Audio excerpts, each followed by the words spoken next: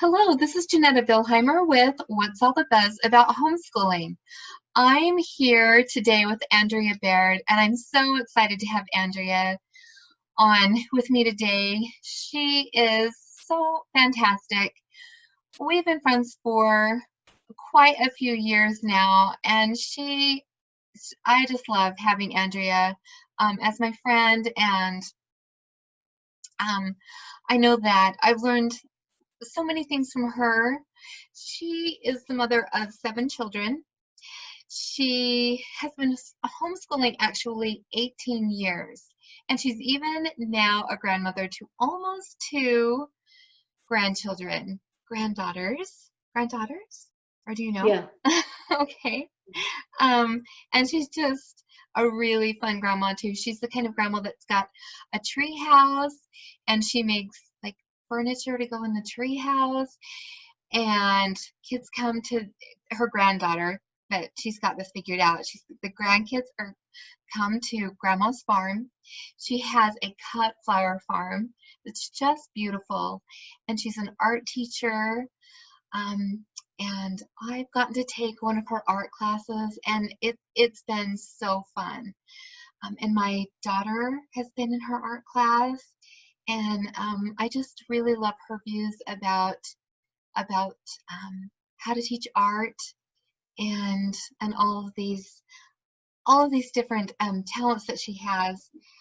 She was a stay-at-home mom for a long time until just about a year and a half ago, and she we did Commonwealth together. Commonwealth is a group that is a co-op group. It's a really fantastic group for older children, um, the teen group, and is it's based on the Thomas Jefferson education, um, or um, or on leadership education.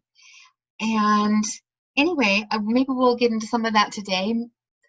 Maybe not, but Andrea has spoken at some of the parent discussion groups that we have, and those have been really fantastic, where we get together and we talk about different concepts from some of which have been from the Thomas Jefferson Education book by Oliver DeMille, and some really great philosophies in that book and in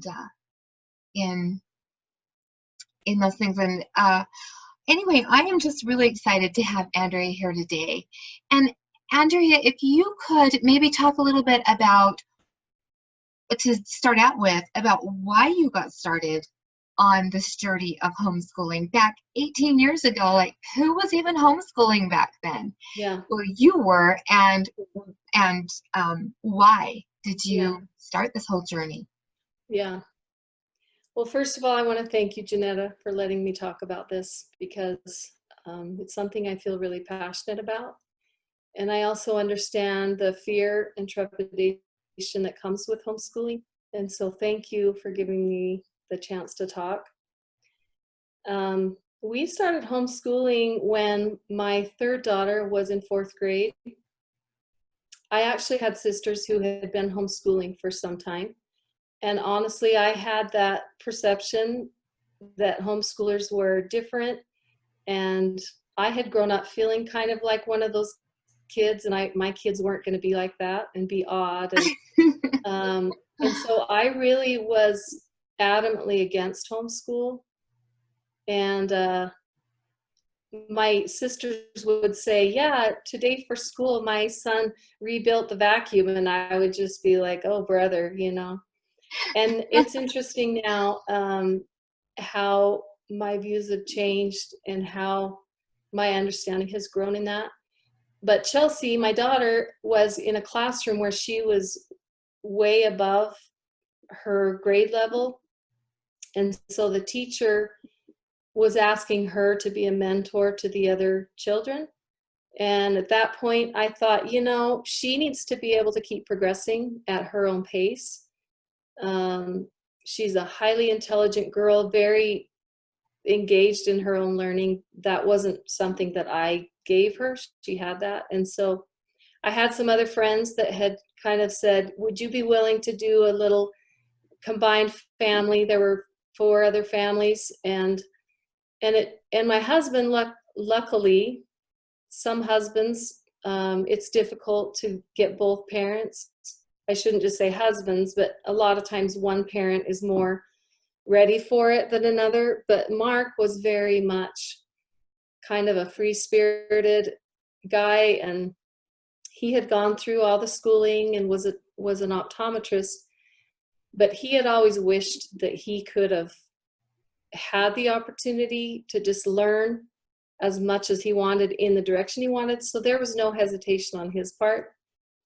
He was 100% for it. And that helped a lot, because I was actually a more nervous. I was worried about what people would think. I was worried about family thinking that we were weird. So I had all of those things that Mark didn't have. And so that helped me, because he was very educated, but also was completely at peace with us just letting our children like have a different way of learning. And so that was the beginning. We did that for one school year with that group of families, and it was so fun.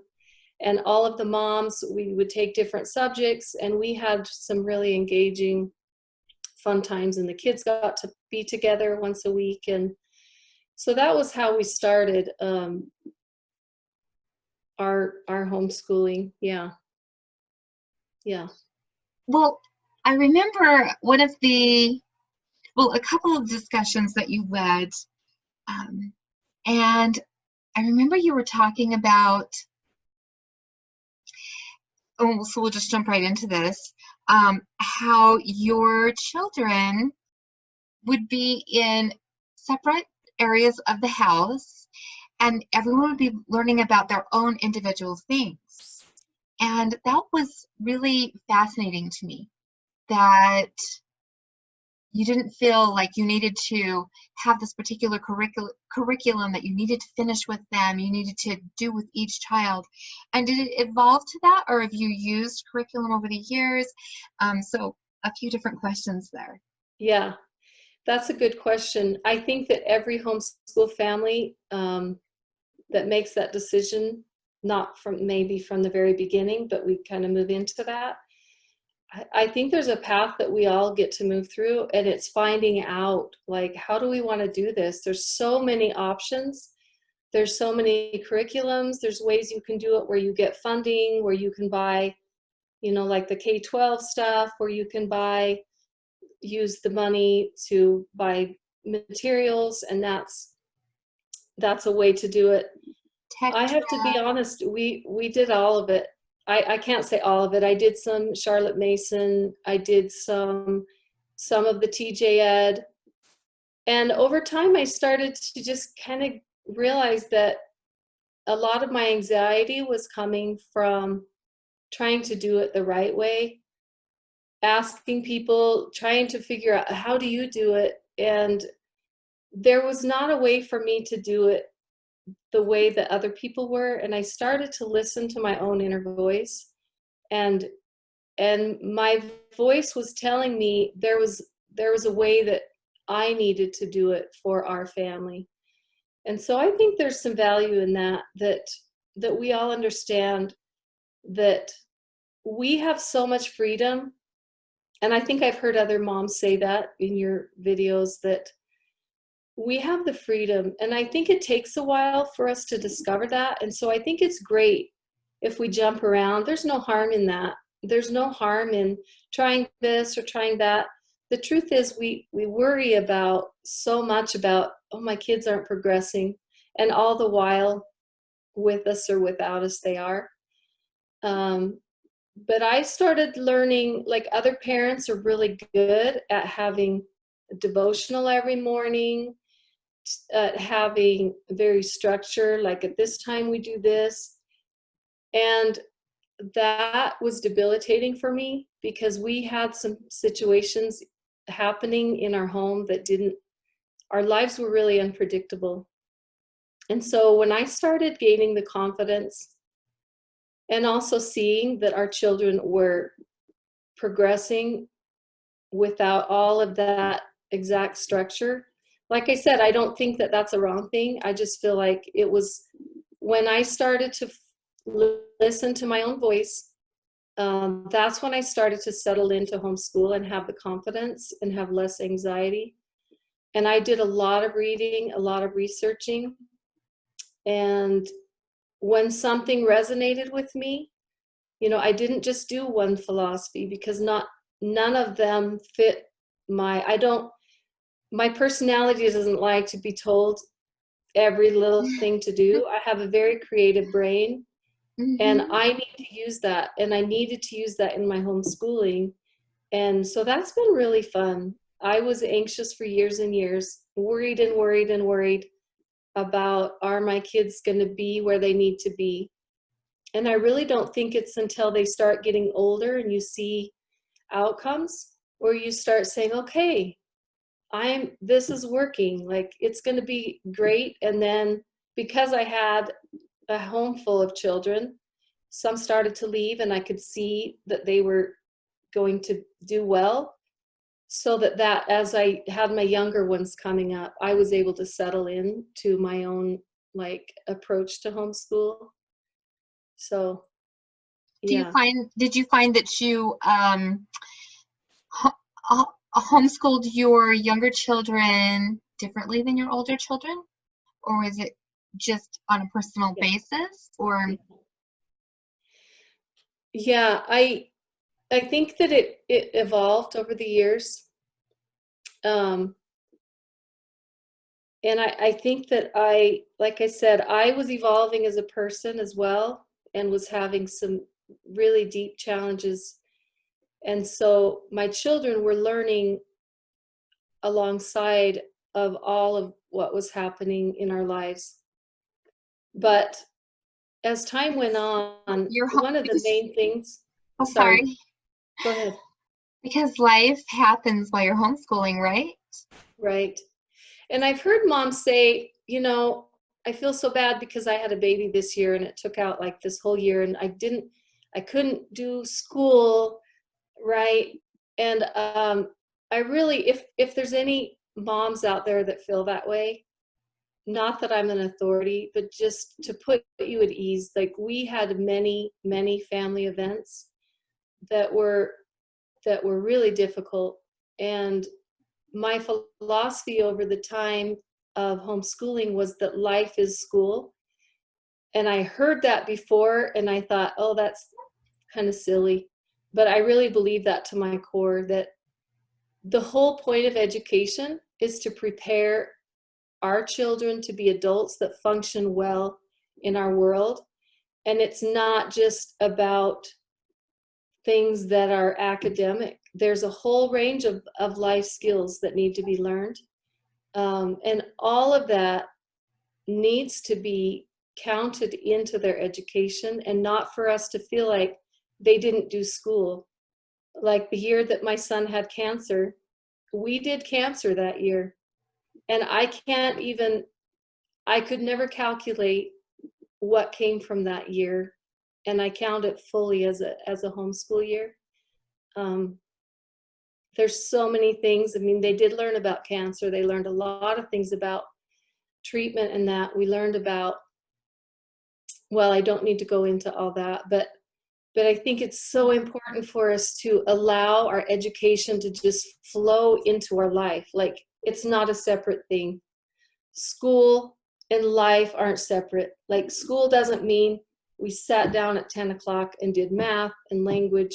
That isn't school, in my opinion. Life is school, and we incorporate all different kinds of learning into it. And I've really enjoyed that approach or that mentality. It's really helped me to merge it all together as one big whole. Yeah. And so maybe education doesn't have to be all from books and things like that.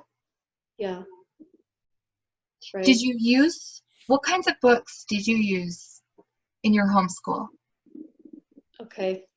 Well, it was really different depending on the child. But one thing that I believe in, that 100%, if there's only one thing that parents could do, one thing I would say: read with your children, read aloud to them every single day if possible. We have read just recently as a family, we just wanted to kind of take an accounting. We have stacks of books that we shared as a family. We would stay up till 3 o'clock in the morning to finish a book. We'd end up sobbing together or laughing together. And I'm so grateful, since Mark passed away, those are the memories that we have. Some of the books we cherish were one of the books that we read, my girls will say, that was the first time we saw Dad cry. They had never seen him, and that's a big deal. That was a big deal for them. But reading books together is absolutely necessary. The books, I think, that are being produced now are quite fluffy, I'll say. And I'm not saying there's anything wrong, but there are some good, solid, beautiful stories that it deepens their thought. It deepens their understanding of human nature. Their language, those older books, people say, well, my child won't listen to that. Well, if you read and they're used to you reading, even the younger ones, they grow into that. And we read, young books as they got older, and then we graduated into chapter books. And I'll never forget when my oldest son was leaving on his mission, and he said there was a book that there were years that I was really ill and I spent a lot of time in bed, and this son of mine would curl up next to me and we would read books, just he and I together. And there was some in particular that we had read multiple times. And he said, Mom, can you read this book to me one last time before I leave home? And so just during the weeks before he left, he would lay on the floor and I would read. And pretty profound to share those stories. And we're always quoting. We know we'll say things that come from books that only we know, but they're just part of our family culture. So that's something with book learning. Through the years, I tried Abeka. I had a couple children that went all the way through all the Abeka language. We had some programs for learning times tables, because a couple of my kids were like, we know we're going to have to know that. And they themselves would say, Mom, I want to learn that. And that's kind of how I would work it, was when they really felt like, I want to learn this, like I need to know this. And then it was easy because they were motivated. And I shouldn't say easy, because anything worth learning, but it was because they wanted it, not because I was saying, you need to sit down and do this. Maybe I'm getting sidetracked with my stories, Jennetta. But, no, this is wonderful to hear about your family, how you built your family culture, and how you had time to do that, and the memories that you have now. I think we give way too little stock to family and family dynamics anymore, as a culture. And what a beautiful idea this is, that maybe this is important, and maybe this is something that's important to teach children about families, and how maybe that could change right. a nation if we were all so involved in our families, and Right. learning together and reading together. Right. Well, we live in a society that's so busy. There's so many demands. And I think the fear that our children aren't learning drives us to spend a lot of our time doing things that aren't as productive, because we're fearful, because we see what other kids are doing in different modes of learning. And so we're always afraid that we're not giving our children what they need. And I really feel like slowing down. Our kids don't need to be in every activity. They don't, a lot of times as parents, we put all of our effort into making sure our kids get all of this. And a lot of it's driven by ourselves and what we're wanting for them. And I don't think it's bad for them to be involved in things. I just feel, and that's one of my, if you don't mind me sharing, one of my other Please main do. ideas that feel important to me. And I think I will say it depends on, I guess, the outcomes that parents are wanting for their children, because it's fine to have different desires for our children. I really wanted our children to have the kind of education that leaves them with as whole people. I don't really know, there's an essence to that I can't put words to, but as whole people, deep people that understand life and deeper meanings of life, people, and also that they grow into themselves, that they don't their whole life get the message like, I need to do this and be this to be successful, but to kind of learn how to settle in and find out who they are, what they're passionate about, and be given the space and the time. Every day just goes so quickly. And if we have all these things lined out for them to do, and there's a lot of anxiety for moms with that too. I firmly believe in giving space for our children to just be, and that's very frightening for a lot of parents. I believe in play wholeheartedly. I believe in no structured learning until they're at least 8 years old. I believe that they learn way more than we think. So we noticed as parents when we have our babies, we don't ever fear that they're going to learn how to speak. We don't fear that they're going to learn how to walk. We don't, because we know that those are just developmental things that will happen, and every child kind of does it at their own pace. But we've come to believe, like at a certain age, it's getting to be younger and younger. It used to be like 5, 6, right? That's when you start school. And now they're starting to have really little kids. Like, we want them to be ahead, and they start doing all these things. And I feel like they're growing so fast and learning so much. And then all of a sudden we want to make it happen. And I feel like we just slow the progress down, because as soon as they sit down and feel like they have to learn something, they're not in that mode. Children want to discover. They're learning every minute. They're touching things, they're seeing things. And so I really believe, and I love to do as a mom, is just to give them connections to things.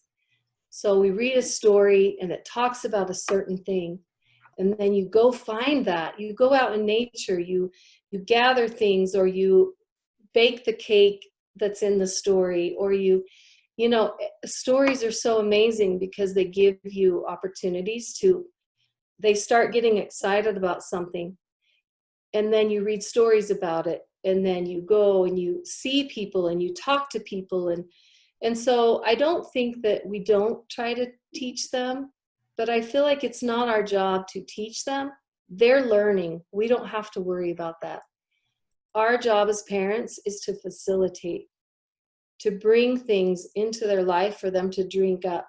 We don't force it down them. We watch them, we learn with them, and we just provide an environment that is rich in opportunities to see and to learn and to do. And then just trust that it's innate within all of us to progress. And my three youngest children, they don't know when they learn to read. we didn't ever teach reading. We read books from when they were babies, and I had kids piled on my lap. And over time, and we always read family scripture every day together. And you know how you do, you let the young one, you just tell them what to say. And over time, they just started to read. And even they'll say, Mom, how old was I when I learned to read? And I say, I don't know. But that trust that I started to figure out is they go further with less intervention. And maybe that doesn't resonate with a lot of people, but I know it to be true, is we get in the way when we start to try to organize so much their learning. And they get to a certain age and they naturally go into, and that's with the TJ Ed they would call scholar phase. You don't have to make that happen. I've watched my children do that. They have love of learning. You just facilitate that. You don't worry. Are they learning math? Are they learning, all these things that we want them to do? We let them explore and we give them space and time to do that. And then they naturally move into, I want to learn more about this. I want to, my son Kendall was just into flight from as young as we can remember.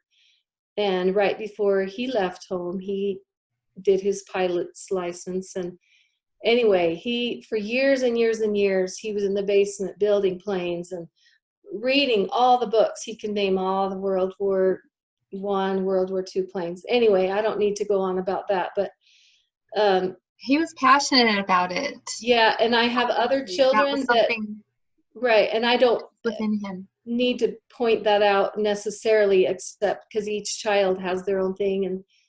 And I don't know. I really feel like another thing, I'm going on with this because it matters to me, is so human beings naturally progress, and as they get older, we continue to evolve with them. But one thing I think that we do as parents is that we focus so much on our children's progression that we sometimes stop progressing ourselves. And children are watching us to see what do I need to learn to be successful in life. That's why they learn language. They start copying, they see us reading a book, and they don't know what it means, right? They don't know, but they'll pretend like they're reading. They watch us. Or they'll write. They'll write. Along on the they lines. Don't know what it means, but over time it starts having meaning because they're imitating us. And I think as parents, how refreshing for moms to feel like, I don't have to sit down at a certain time and spend, 3 hours or doing this thing. I can spend time showing my children how valuable it is for me to study something I love and I want to learn. And I do believe that parents do that a lot anyway. But if children don't always see it, if the children aren't home, however, that's to true. watch them right in a normal progression of a day, that this is how you live life. Right. But when they see us exploring our own passions, they get excited and they get involved too. Like when we all have our passion, dad's doing something that he's learning all the time, mom is, all the kids, and we're interacting and mingling and just rejoicing in each other's growth. I can't explain the feeling, but there's so much joy. There's so much joy in each person being alive with learning and not having this feeling of there's something that goes out of it when all of a sudden when a child is forced to start learning in a way that's counterintuitive to them. I really believe that we slow them down. And I always have people say, well, no child is ever going to want to learn to do math. And that's a whole topic for another day. But when they need that, if they need that in their path, if that becomes a necessity, because what they're doing they love so much, they will engage in that. I think that we overemphasize certain subjects as adults, we value some subjects over others. And that's something I think is good to consider, is to realize that each child isn't going to necessarily need that particular thing. I have a son that spent hours doing math. I never told him how. I didn't remember how. I wasn't good at math. My husband could sit down and show him things, but even now, he's spending hours because he's in college becoming an engineer. And so that was something that he was inclined to at a young age. And so I believe in passion-driven education, and I believe in parents modeling to their children passion for learning and continuing their own growth in their own education, exploring their own exciting interests, and their children can see that. Well, child psychologists tell us how important that play is, and letting the child explore and just kind of following those natural instincts that children have. And then there just seems to be this point where we think, well, we need to intervene and start doing all of these things if our the educational system is, if we're going to be educated here in our lives. And but then what if we as throughout our lives and as adults continued to play in our own ways, read the things that we wanted to read, and we were able to we felt like we had time to do art because that's what we wanted to do, and it's okay to play at the things that we want to do. And what if it was more like that? Maybe the world would be a different world.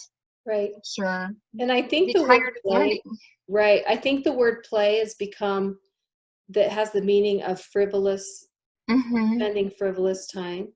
Like work or play. And my son, one time he said, "Mom, work is play for you, isn't it?" And it is play for me. Like, I love to work. And for him, it's basketball, right? And it's all play.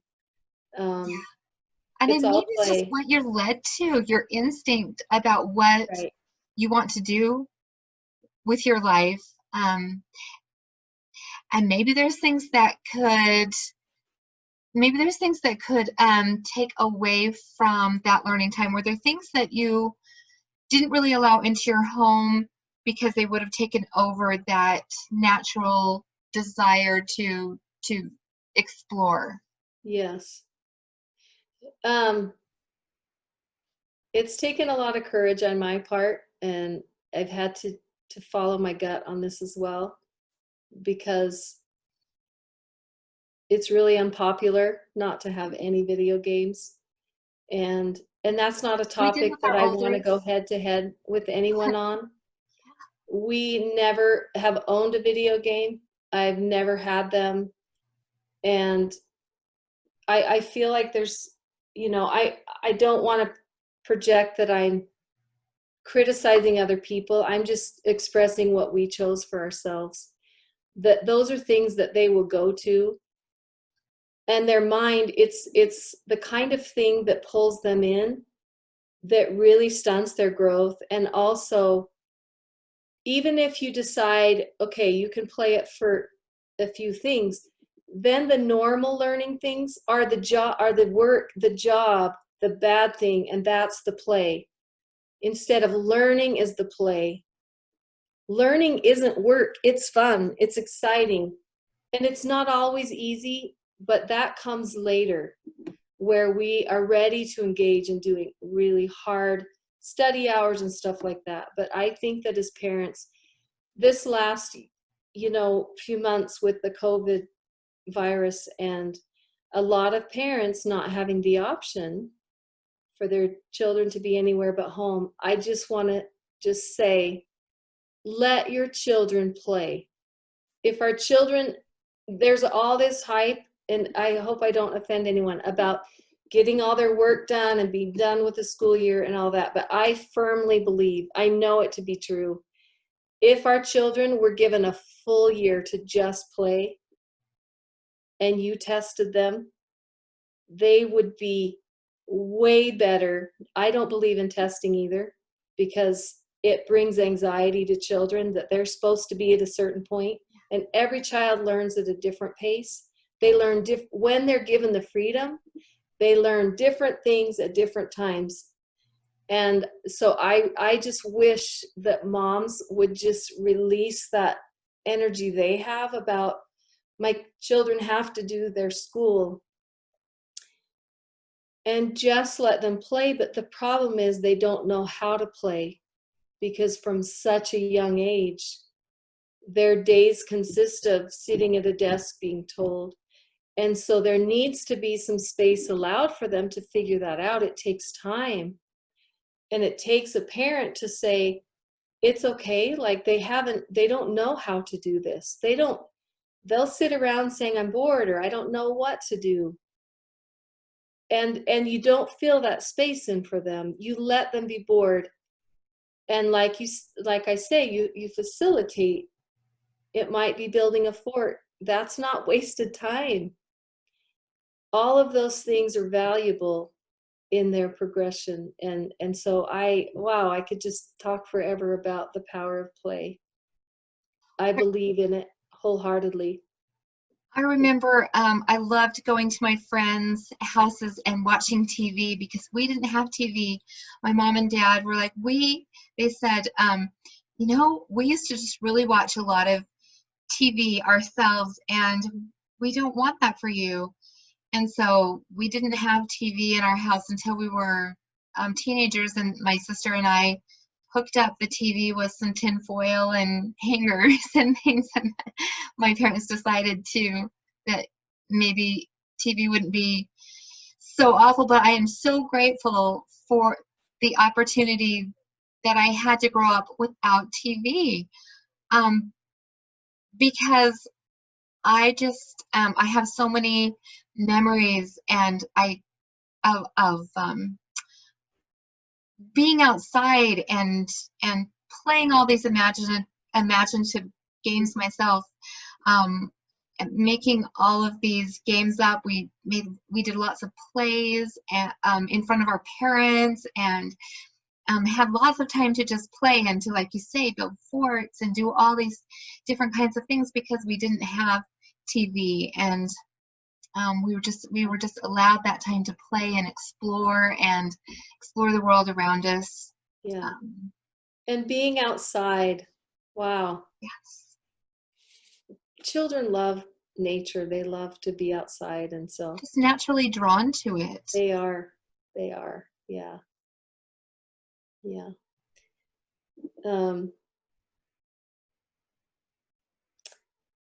Well, Jennetta, we could talk forever, but I thank you for giving me a chance to share some of the things that I found to be valuable.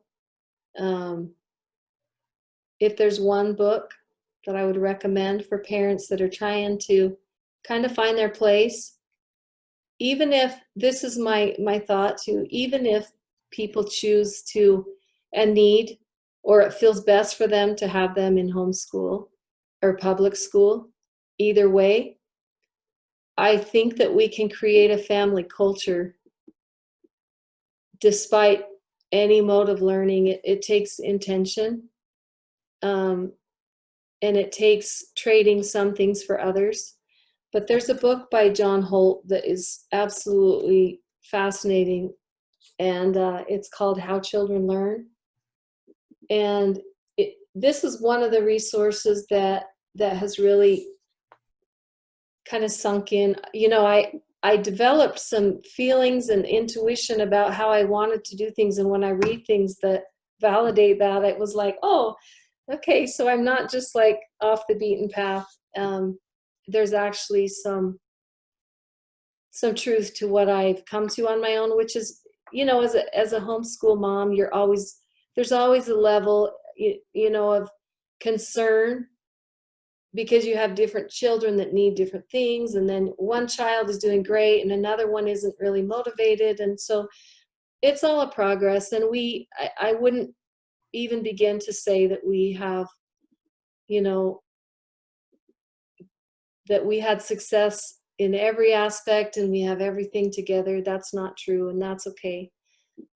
It's okay to have holes. You're gonna have holes no matter what you do.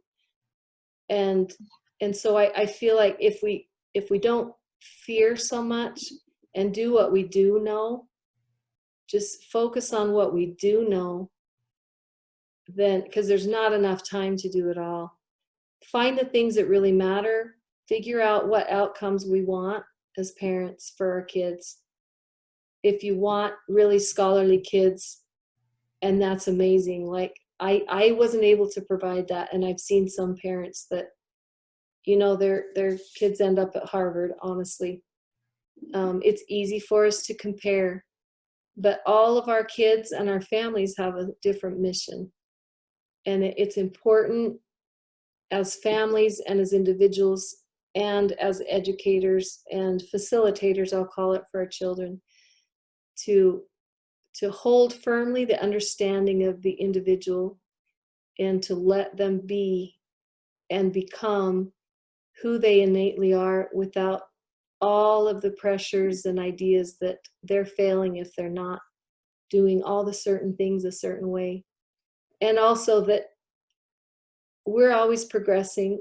When we leave home at 18, we're not finished. Our children are still learning passionate things, and we are. There's not a timeline. There's really not a timeline. And I just believe if they're whole people with deep understanding, with a really good, solid family culture. Like I said, we had a lot that wasn't perfect. We had a lot of struggles. We were very a mess a lot of times. Well, and still you were led to it. We were led to it, but over time, your persistent effort, it pays off. It really does. Well, God knows how it's going to turn out and how it's going to go throughout the years. Yeah. And he led you to it because, you know, it would be the best for your family. Right.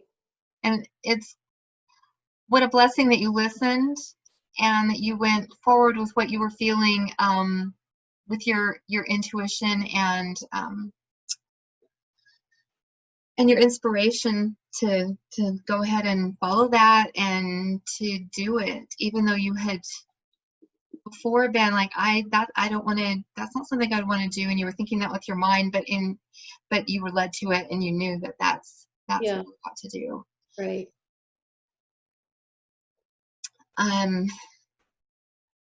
Well, this has just been a wonderful discussion with you, Andrea, and I knew that it would be.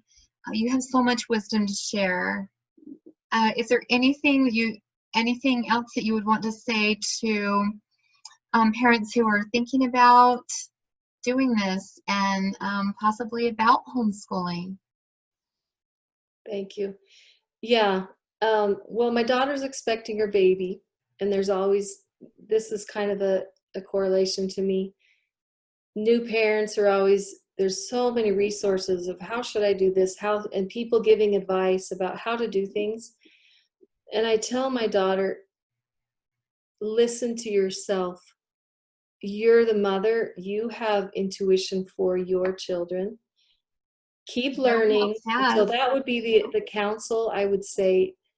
The fear is going to be there. I'm not going to try to convince you to not be afraid, because that takes time. And it takes time to find your own way. And even when your kids are grown, there's still things that you think you could have done different. But I would say, trust in yourself that you will be guided. Trust in your children's innate ability to learn. And learn from other people, talk to people, and when you hear something from somewhere or read something or you talk to someone that resonates with you, take that and keep finding the pieces that resonate with you, because I'm not saying just do your own way. Like, there's a lot of ways. And so just say, find your voice using other people, different resources. But when you hear something, don't be afraid to follow your heart, because our children need what they came to us for a certain reason, and we're going to be able to know the best. But if we let all the voices and all the fears crowd out our own voice, then it's going to be a lot more difficult to feel settled in that. But homeschool is awesome. It's so fun. And I loved having my children gathered around me. I think that it's difficult for parents if they haven't had that, because initially there's a lot of chaos. Maybe children are used to having a different schedule or whatever. And I will say, don't be afraid, but in your fear, just hold in your mind the faith that if it feels right to you, to just go forward in faith and trust that they're progressing with or without us. And don't panic about, I'm not doing school, because life is school. Life is school. Yeah. I love that. Life is school. It's true. And we're always learning, and your children are wonderful individuals. And so that's just, I think, a testament to you, and that homeschooling works, and that you followed the things that you were led to, that came before you, because those are the right things. And I think, those things, you will be led to those things, and those things will come into your vision as they are needed. Yeah. So Yeah. thank you for your experience. Yeah, thank you for doing everything and that you did in your life, and in your homeschool, so that we could learn from it now. Yeah. I so appreciate you being here on this interview, Andrea, and thank you for taking time out of your busy day. I know that you are so busy with your flower farm and your art classes and everything right here in Twin Falls, and you're a wonderful resource for the Valley. So, well, I would like to say, if there's anyone who needs just some support or someone to talk to, or I would just open myself up to be, like I said, I don't know it all. There's so much that I don't know, but I just know there's something to be said about maybe a reassuring word to a new mom or dad, I should say, that's venturing into something that is scary and new. And so I don't know how they would contact me, but I just want to put that out there, that I would love to just be supportive in any way I can to any new or old moms that are doing. Yeah. Could they possibly contact you through your Facebook group? I mean, your Facebook page? Sure. Yeah. Through messaging? Yeah, or through my paintedbloom.com is my website for my flower farm, but there's a way that you can contact me there as well. But I do have a Facebook page. It's also under Painted Bloom. Maybe it's under my name, and then I have that. I don't do Facebook a lot. I only do it for my business, but I do answer my messages, and so. So then we can put that information on here for anyone who would like to get into contact with Andrea. She is a wealth of information, and she's just really humble about that. But she has so many wonderful things that she could share with you, and so reach out to her, and she can help you to get started, to know like what the first steps would be even.